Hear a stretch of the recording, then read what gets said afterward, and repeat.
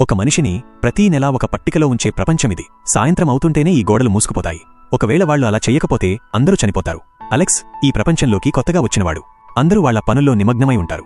వాళ్లు గోడలతో చుట్టుముట్టబడిన ప్రపంచం మధ్యలో ఉంటారు. ప్రతి ఉదయం ఈ గోడలు వాటంతటా అవే తెరుచుకుంటాయి. ప్రతిరోజు ఉదయం కొంతమంది పరిగెత్తేవారు ఈ ప్రపంచం నుంచి బయటికి వెళ్లేందుకు అన్వేషణకు వెళతారు. ఒకవేళ వాళ్లు సాయంత్రం లోపు తిరిగి రాకపోతే గోడలు మూసుకుపోతాయి మరియు వారు లోపలే చనిపోతారు. ఉదయం వెళ్లిన పరిగెత్తేవారు సాయంత్రం అయ్యేసరికి తిరిగి వచ్చారు. అలెక్స్ ఇదంతా చూస్తున్నాడు మరియు తాను కూడా ఈ ప్రపంచం నుంచి బయటికి వెళ్లేందుకు ఆ పరుగుల వాళ్లతో పాటు లోపలికి వెళ్లాలని అనుకున్నాడు. అతను ఈ నెలలోనే ఈ ప్రపంచంలోకి పంపబడ్డాడు. అతను ఇక్కడికి రాగానే బయటికి వెళ్లేందుకు పరిగెత్తడం మొదలుపెట్టాడు. ఇది చూసి అందరూ నవ్వుతున్నారు.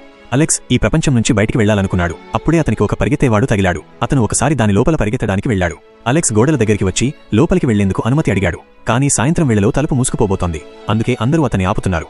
అలెక్స్ చూసేసరికి సాయంత్రం అవగానే తలుపు మూసుకుపోయింది. పరిగెత్తేవాడు అతన్ని ఇలా వివరించాడు. చూడు, లోపలికి వెళ్లి తిరిగి రావడం అంత సులభం కాదు. దీనికోసం నీ పరిగెత్తే వేగం ఎక్కువగా ఉండాలి. ఈ రోజు నెలలో చివరి రోజు. అందుకే సాయంత్రం వేళలో ఒక మనిషిని లోపలికి తోసేశారు. కొద్దిసేపట్లో తలుపు మూసుకుపోయింది. మరుసటి ఉదయం 2 పరుగుల వాళ్లు లోపలికి వెళ్లారు. సాయంత్రం అయ్యేసరికి వాళ్లలో ఎవరూ తిరిగి రాలేదు. ఇది చూసి అందరూ కంగారు పడ్డారు. ఎందుకంటే ఇప్పుడు సాయంత్రం అవుతోంది మరియు తలుపు మూసుకుపోబోతోంది.